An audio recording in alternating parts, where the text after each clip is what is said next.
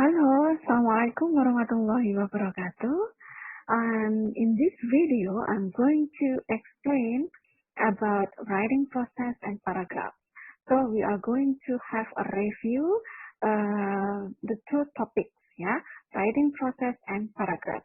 And I am also going to explain about the format of our UTS. So please don't skip the video and please watch the video till the end. Okay? Yep. Okay, let me start by explaining about writing process. What is writing process? How important writing process? Why we have to learn about writing process? Yeah, writing process is very important. Okay, this is the steps that we cannot step when we are going to write. Okay, jadi writing process itu adalah sebuah prosedur atau step ketika kita akan menulis dan kita tidak bisa men-skip salah satu dari proses writing. Ya, kenapa kita harus belajar proses writing dan kenapa kita harus melakukan step by step proses writing itu? Ya, tujuannya adalah supaya tulisan kita betul-betul terstruktur, terorganize, dan juga coherent atau padu atau sistematis begitu ya, karena kita ketika menulis ide-ide kita sudah kita pikirkan terlebih dahulu, kita catat di pre-writing ya, kita rencanakan dan sebagainya, sehingga tulisan kita nantinya bisa dipahami dengan mudah oleh pembaca begitu ya. Dan proses writing ini ada 5 step ya, yang seperti Anda bisa lihat di sini. So, there are some steps related to writing process. The first one is pre-writing, writing, revising, editing, and publishing. So, in the step of pre-writing, we are going to plan what we are going to write. So, we think about the topics. What is the topic? And then, what is the subtopic? And so on and so forth. So, jadi pre-writing ini adalah proses yang sangat krusial, yang sangat penting di mana ketika kita akan menulis. Jadi di sini kita membuat coret-coretan, kita bisa membuat outline, kita bisa membuat mind map, di mana itu adalah sebuah planning yang berisi tentang sub-sub topik dan yang akan kita kembangkan menjadi sebuah draft tulisan. Begitu ya. Jadi misalnya Anda ingin menuliskan atau mendeskripsikan seseorang begitu ya. Dalam hal ini adalah descriptive text. Nah, di situ Anda akan mulai di pre-writing, Anda akan mulai membuat mind map atau online seperti itu ya, outline seperti itu. Kemudian Anda akan misalnya ingin mendeskripsikan tentang teman Anda, misalnya Muhammad, ya pasti Anda akan mendeskripsikan tentang ciri-cirinya, dan ciri-cirinya itu kita tulis satu persatu ya, kita tulis satu persatu. Kemudian setelah ada sub-sub topik misalnya tentang Muhammad, nah kita akan berbicara tentang ciri-ciri Muhammad. Muhammad mempunyai rambut yang keriting, itu adalah subtopik. Jadi itu ada di branch. Jadi kalau kita membuat mind mapping kan ada satu hold ini adalah temanya, kemudian ada cabang-cabang gitu ya, dan ada cabang-cabang, kemudian cabang-cabang itu kita isi yang hal-hal yang sesuai dengan apa yang akan kita tulis. Jadi kita rencanakan, saya ingin menulis ciri-cirinya. Kalau begitu berarti branch atau cabang-cabang di mind mapnya itu berisi tentang ciri-ciri dari Muhammad. Misalnya Muhammad adalah mahasiswa yang tampan. Kemudian dia mempunyai yang pertama. Kemudian yang kedua dia mempunyai rambut yang keriting. Kemudian dia mempunyai hidung yang mancung. Nah, itu 3 itu adalah merupakan sub-topik yang akan kita kembangkan nantinya. Begitu ya. Kemudian kalau sudah kita selesai gitu ya, apa yang akan kita tulis, kemudian kita menuju ke proses writing atau menulis draft. Dan di sini Anda melihat lagi mind mapping yang sudah dibuat, Kemudian dari sub-sub bagian yang ada di mind map itu akan kita kembangkan, gitu ya. Jadi akan kita kembangkan. Jadi misalnya kita berbicara tentang Muhammad, ya kita akan berbicara tentang siapa itu Muhammad, ya. Jadi main idea-nya kalau di dalam paragraf itu ada main idea atau introduction, Anda akan berbicara tentang siapa itu Muhammad. Muhammad adalah mahasiswa HKI. Kemudian baru ada supporting sentence di situ. Supporting sentence-nya apa? Ya bagian-bagian yang sudah kita tulis tadi tentang ciri-ciri dari Muhammad. Muhammad mempunyai hidung yang mancung.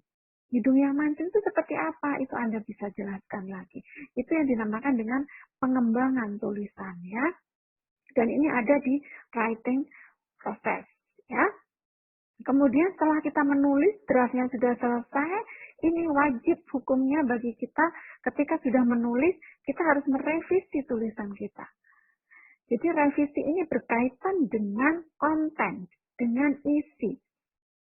Apakah sudah sesuai dengan apa yang kita rencanakan di mind mapping atau outlines atau tidak? Atau misalnya tulisan kita kebanyakan, subtopiknya kebanyakan saya kurangi saja. Nah, ini ada di revising. Kemudian, sepertinya penjelasan tentang Muhammad ini kurang, akan saya jelaskan tentang ciri yang lainnya, itu penambahan. Nah, ini ada di tab revising. Dan kalau sudah selesai semua, sudah direvisi, sudah selesai, sudah dikurangi, sudah ditambahi, begitu ya. Kemudian baru kita menuju ke proses editing. Nah, editing di sini kita tidak lagi mengotak-atik tentang konten lagi. Karena konten sudah direvisi. Dan Anda sudah lihat di sini ada panah 2 kali gini ya, ada panah 2 ke atas dan ke bawah. Ini maksudnya apa? Ya kita menulis, kita revisi. Kita menulis, kita revisi. Jadi proses revisi itu tidak cukup hanya 1 kali saja. Bisa dilakukan beberapa kali ya. Kemudian setelah itu kita edit.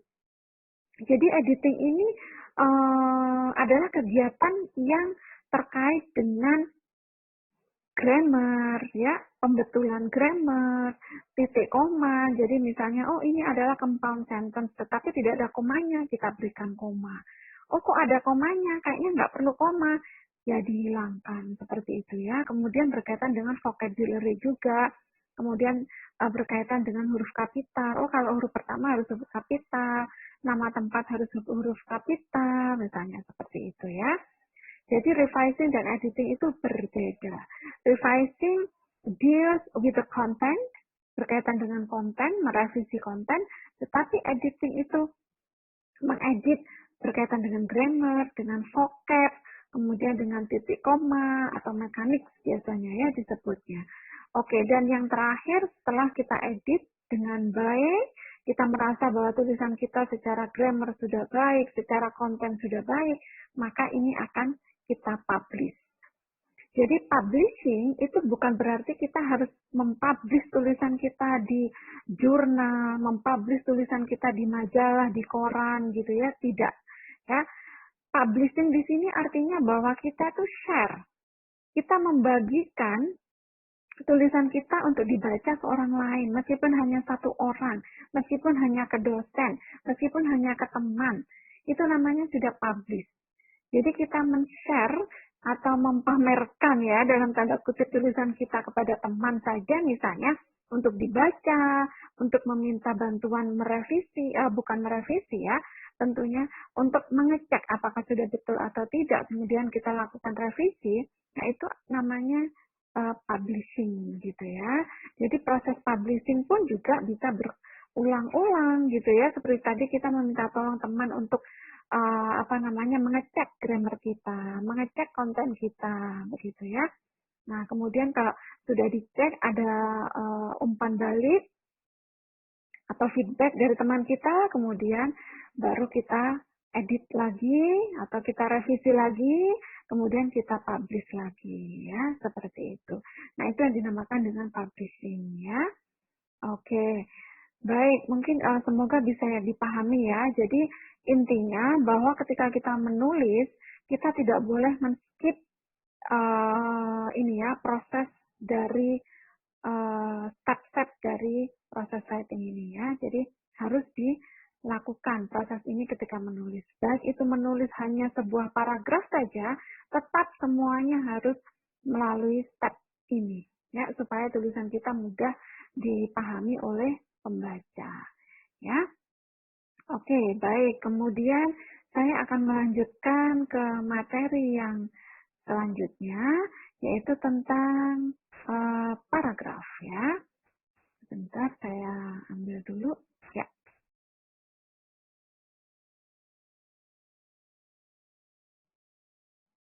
Oke, baik. Sekarang saya akan melanjutkan tentang paragraf ya.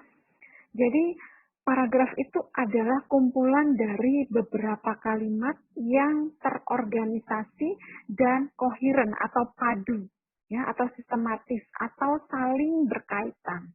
Nah, makanya proses writing di pre-writing itu yang di awal-awal sendiri itu sangat penting, itu untuk membantu kita untuk mengorganize ide kita, ya, untuk mensistematiskan tulisan kita, untuk mengurutkan tulisan kita. Jadi itu sangat membantu, proses pre-writing itu sangat membantu kita untuk mengorganisir ide-ide kita. Kalau tidak melalui proses pre-writing, dijamin tulisan kita tidak akan bisa terstruktur dengan baik, karena ide kita itu biasanya bisa meloncat-loncat ketika kita menulis tanpa ada panduan. Karena pre-writing, mind mapping, outline itu adalah salah satu alat sebagai guidance untuk kita untuk menulis. Jadi ketika menulis sudah membuat mind map, ya sudah, kita tidak perlu berpikir yang lain, kita hanya fokus pada mind map kita, supaya tulisan kita hanya sesuai dengan apa yang sudah kita rencanakan ya. Kemudian bagian-bagian dari sebuah paragraf itu ada tiga, ya, ada tiga. Yang pertama adalah topic sentence atau biasanya berisi tentang main idea, gitu ya, yang berisi tentang penjelasan secara umum. Biasanya ini berisi tentang penjelasan definisi dan sebagainya ya. Kemudian yang kedua adalah supporting sentence. Nah, ini adalah kalimat-kalimat yang membantu main idea untuk lebih jelas. Jadi kita memperjelas gitu ya. Makanya disebut supporting sentence. Kita memperjelas main idea dengan memberikan beberapa details atau informasi atau contoh-contoh begitu.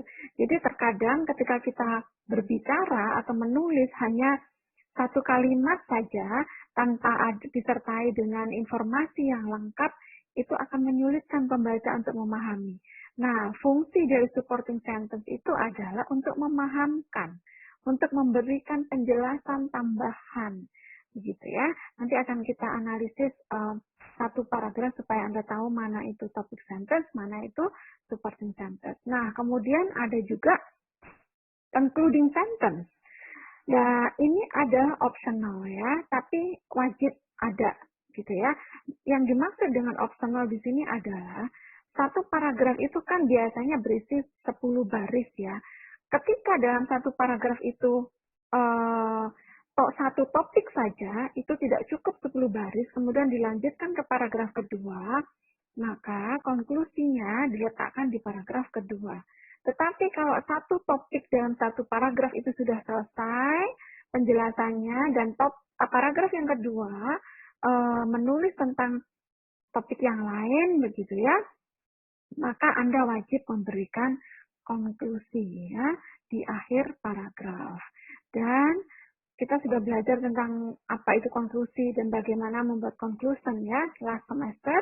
Jadi saya hanya ingin mengingatkan bahwa conclusion itu adalah kita mengatakan kembali, kita merestate kembali, ya, menuliskan kembali yang ada di main idea dengan bahasa atau vocab yang lain, gitu ya. Tetapi intinya sama, gitu ya. Oke, itu adalah conclusion. Dan sekarang kita langsung saja ke contoh ya, kita ke contoh. Jadi kalau Anda melihat di sini tulisan hitam di sini dan saya berikan underline di sini, ini adalah topik sentence.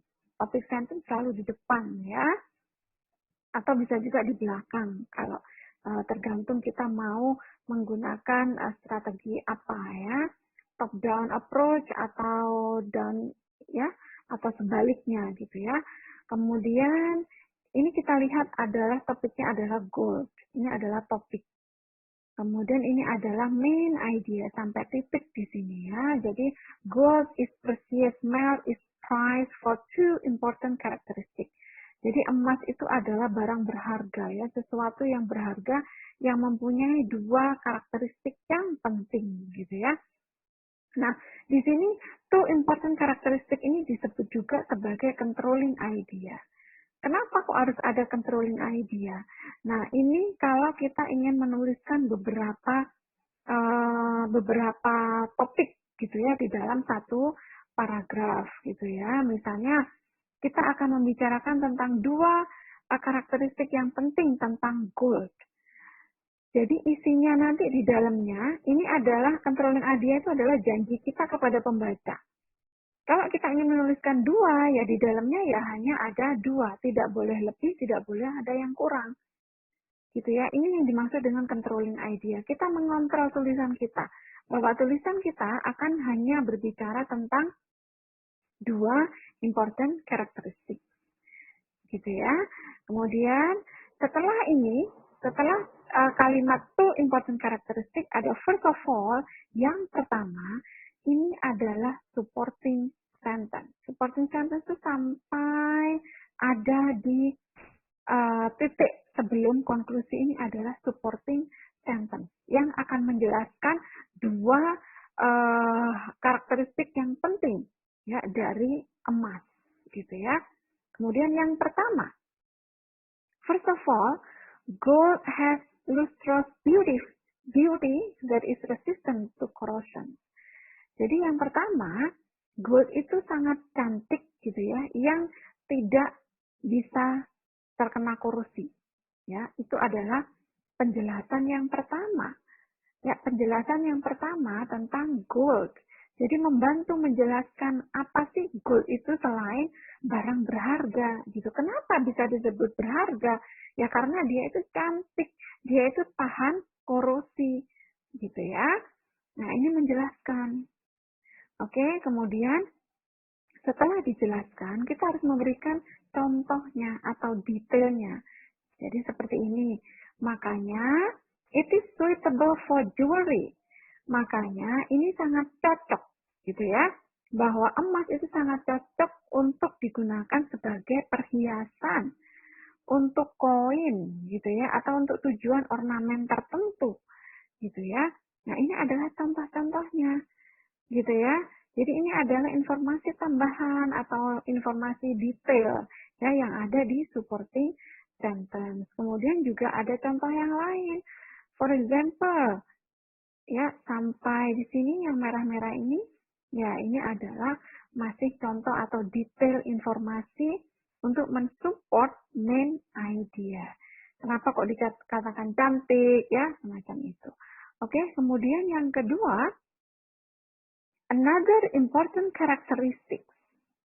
Jadi karakteristik yang lain, kalau yang tadi beauty ya, itu yang pertama. Kemudian karakteristik yang lain dari emas adalah its usefulness to industry and science.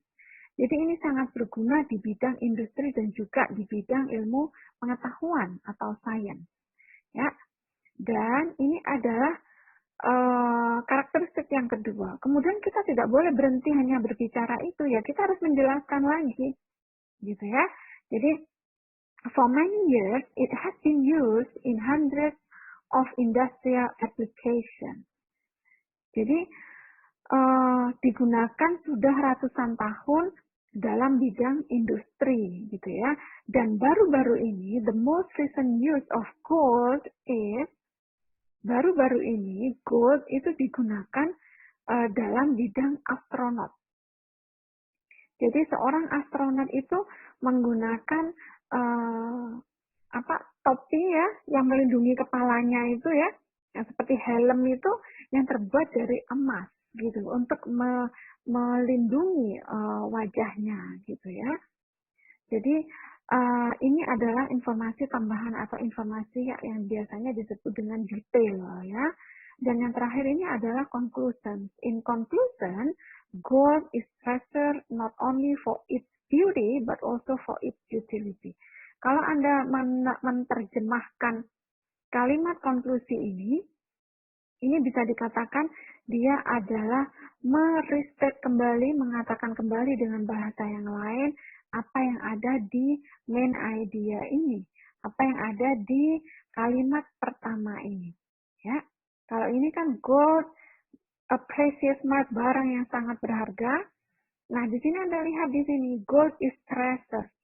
Gold is treasure ini artinya barang berharga juga, tetapi menggunakan bahasa yang lain ya. Kemudian suatu important karakteristik, ada dua karakteristik yang penting. Nah, di sini barang berharga yang tidak hanya cantik, tetapi juga utility, jadi berguna, gitu ya. Nah, tadi yang pertama itu, karakteristik yang pertama adalah lustrous beauty, yang tahan korosi, kita ambil beauty-nya saja. Kemudian usefulness, berguna, kita ambil, kita memakai vocab yang lain, yaitu utility yang artinya sama ya, berguna gitu. Jadi conclusion itu mengatakan kembali ya apa yang ada di main idea.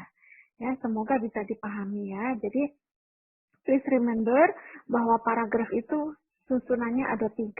Yang pertama main idea atau biasanya disebut dengan topic sentence. Kemudian ada supporting sentence yang berisi tentang contoh-contoh, tentang detail atau informasi tambahan lain yang menjelaskan tentang main idea. Dan yang ketiga itu adalah conclusion, ya, sesuatu yang bisa kita katakan kembali, yaitu tentang main idea, gitu ya. Dan misalnya saya memberikan contoh yang ada di sini ya. Jadi ini adalah contoh. Jadi ini adalah proses atau step pre-writing. Ya, pre-writing di mana Anda membuat langkah-langkah atau membuat planning atau rencana apa yang akan Anda tulis.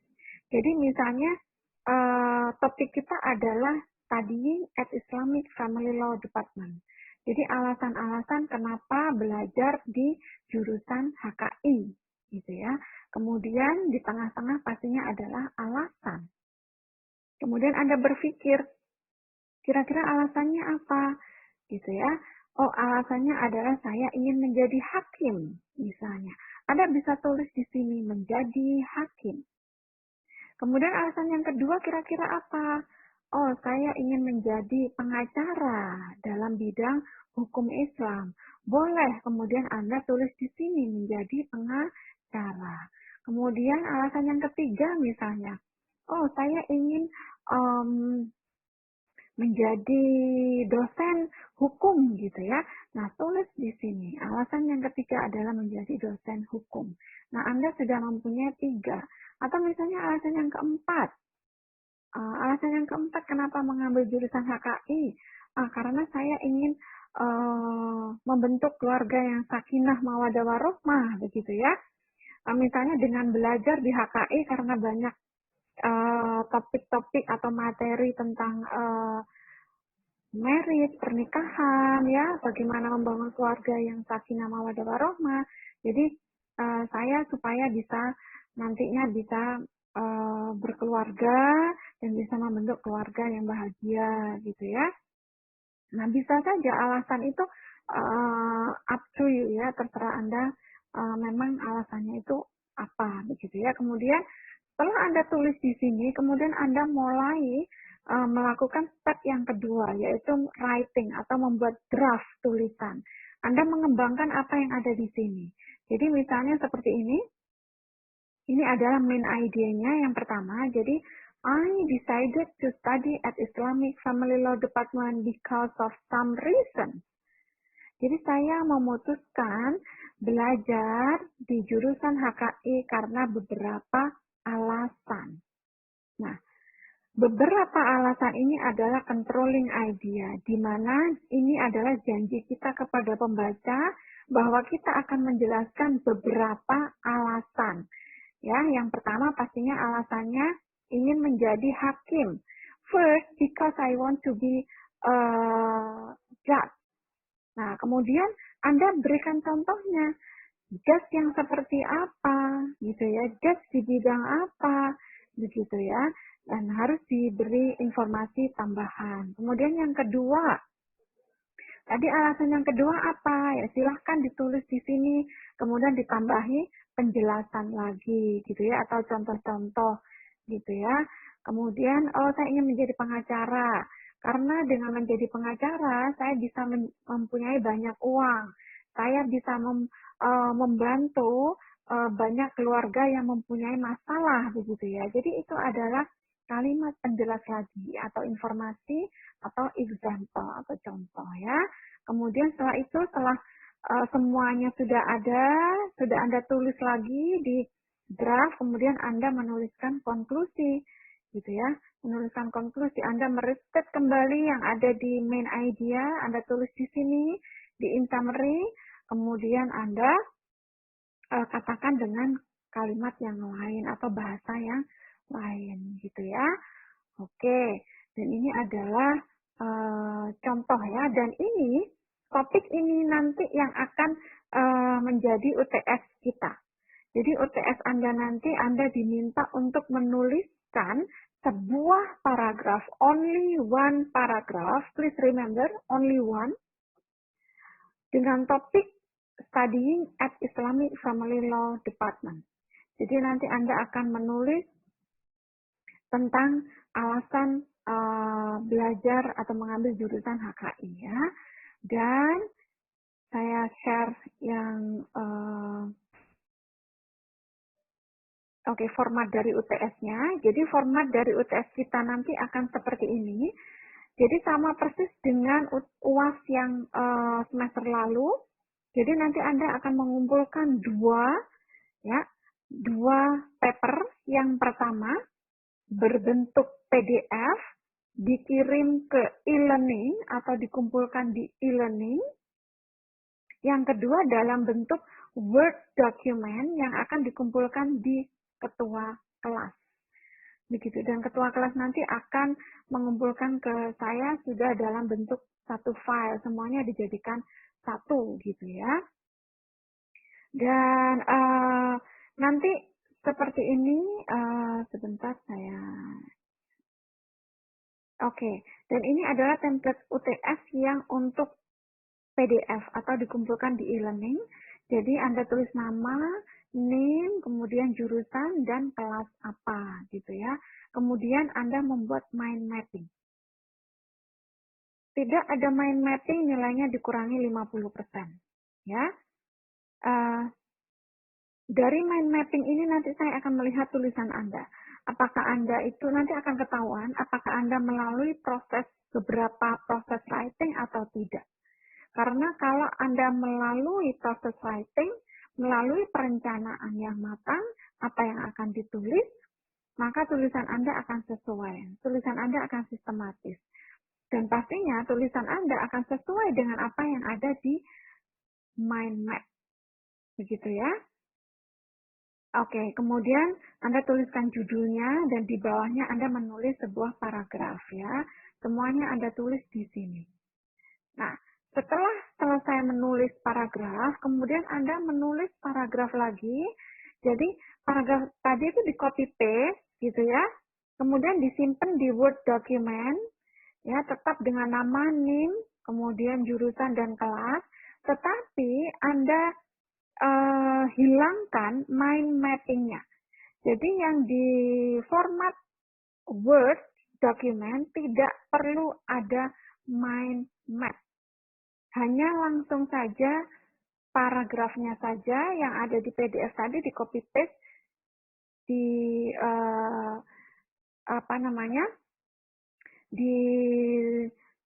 disimpan di Word document gitu ya. Jadi yang PDF itu ada mind mapping yang dikumpulkan di e-learning, kemudian yang di Word document tidak perlu ada mind mapping. Oke? Semoga bisa dipahami ya. Nanti kalau belum paham bisa ditanyakan di WhatsApp group. Dan kemudian perlu diingat, ini ada dua ya, yang dikumpulkan dengan tulisan yang sama, dengan isi yang sama, tetapi disimpan di format yang berbeda. Tetapi kalau hanya mengumpulkan salah satu saja, misalnya Anda hanya mengumpulkan di e-learning saja, nilai dikurangi 50. Ya, nilai dikurangi 50. Kemudian kalau mengumpulkan dua ya pastinya nilai 100% ya. Kemudian nanti baru diskor gitu ya. Jadi kalau misalkan skornya mendapatkan 90 tapi Anda hanya mengumpulkan di e-learning, maka nilainya menjadi 45. Begitu ya. Semoga bisa dipahami. Dan soal UTS akan saya kirim atau saya ya di e-learning ya nanti ya. Saya kirim di e-learning. Jadi nanti Anda bisa mengakses di e-learning dan juga mengumpulkan serta absen di e-learning ya. Oke.